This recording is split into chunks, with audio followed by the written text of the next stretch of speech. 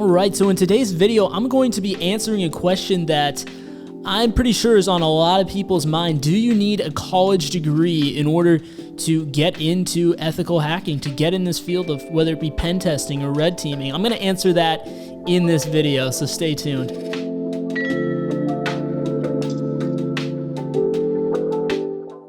Hey, what's up guys? This is Ryan from Elevate Cyber. Let's just get right on in to the topic. I won't leave you guys on the hook for very long here. Do you need a college degree to get into this field? Well, if you remember back of what I said in some previous videos or maybe on some interviews, the interesting thing about this field is there is no one standard path to get into it. And if you were to ask 15 different people, professionals in the field, how they got in, you would likely get 15 different answers.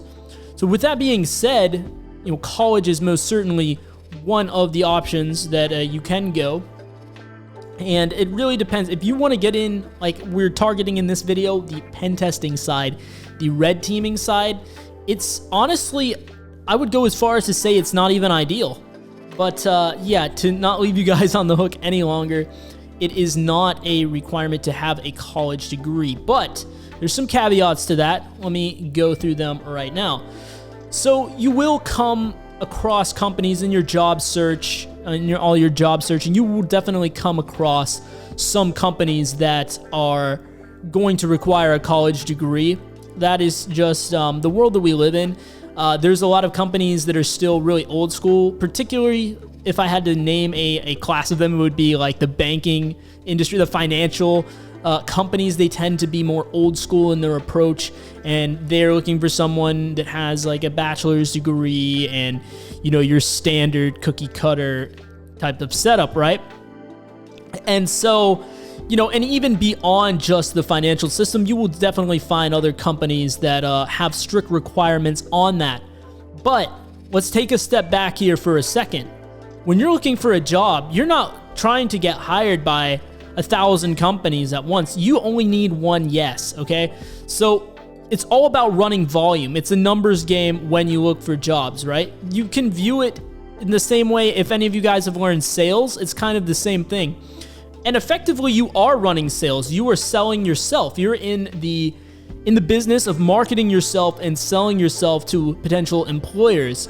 And so just as in sales, you want to, run high volume and weed through the no's to get to the yeses.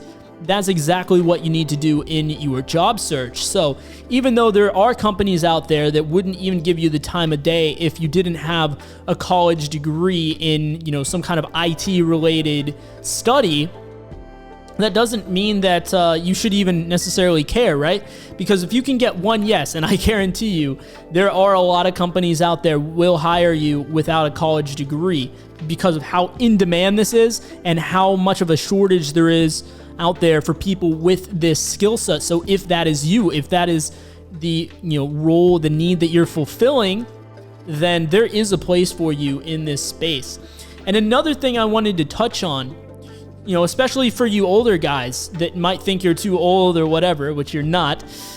Maybe that's a topic for another discussion. But what I want to say is that whatever you've done before, whatever kind of background you have, if it's not IT related at all, maybe you were a store manager somewhere, maybe you have experience, in the financial sector, in whatever other sector you're coming from, don't discredit the experiences you've had and the unique angle you come at things from, right? Let's go back to that example. You come from the financial sector.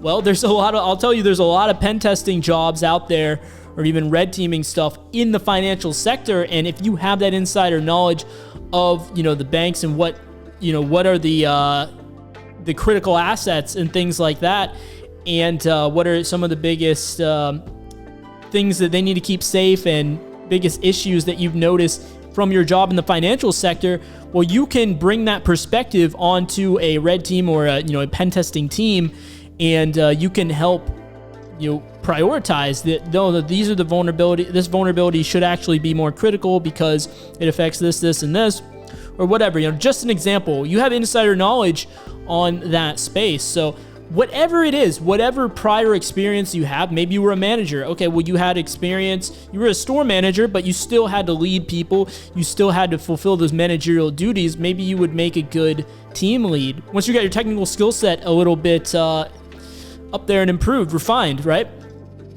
And so whatever background you have, even if it's not related to the IT sphere, definitely make sure that you aren't downplaying that. Use that. Because everyone, I honestly believe that everyone can bring a unique perspective to a team, to a pen testing team, to a red team, right? So don't discredit yourself. And absolutely, you do not need college, because we have some unique advantages as as guys that are in this field, right? Now, of course, there's a high demand, a low supply of people that can actually fill that are qualified.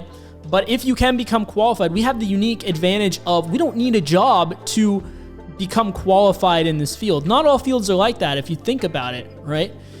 If you want to, be a business analyst or something, but you've never been in a business role, well, there's no amount of work that you could go off and do on your own to be able to fulfill that. You would need the corporate experience, right? But there's so many great practice platforms out there to grow your skill set in offensive security, and they're even popping up on the blue team defensive side as well.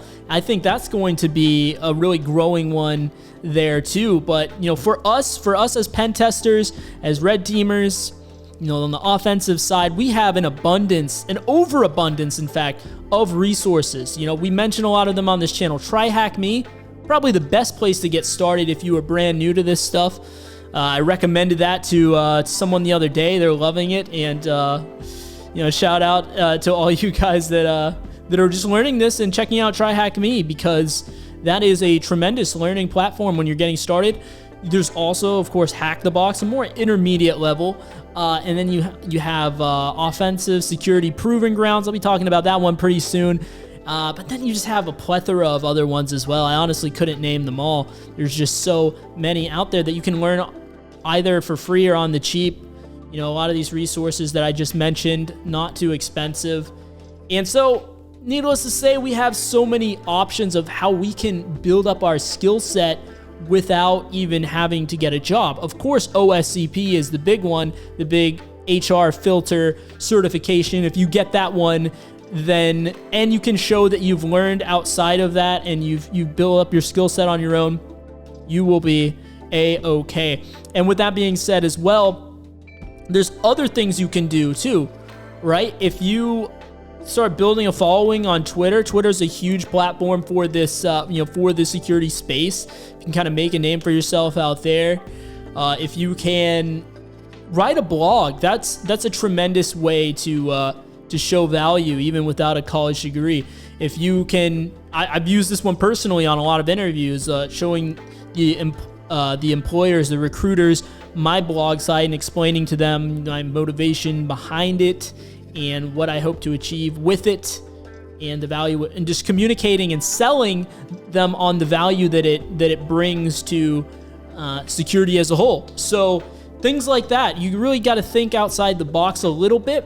But if you're willing to put in the work and you're willing to learn this stuff on your own after you finish your 9-to-5 for whatever other job that you're doing, that's going to help in getting you into this industry, helping you break into this industry. If you want a little bit more assistance on how to break into this industry, check out my notes down in the section below, absolutely for free, a culmination of 5 years in the field. And for further assistance, you're definitely in the right place with this channel. I cover anything related to elevating your skill set in cybersecurity and breaking into this industry. So check out some video content right there, and you can learn even more about like the OSCP and how to go after that if that's on your radar, which I would recommend for people if you do not have a degree in IT, in the IT sphere, IT related degree. You're definitely going to want to get OSCP. Now, personally, I got into the industry without it, but I had a little bit of a different background. I had more of the I had a cybersecurity degree, and so that helped me with a little bit of networking to get in there. But I could even benefit from it. I could get a major salary bump if I can get this certification. So no matter where you're at, it's never a bad thing. But yeah, definitely check out the offensive security OSCP What You Need to Know playlist over there to learn a little bit more about that. And I will see you guys right over in those videos.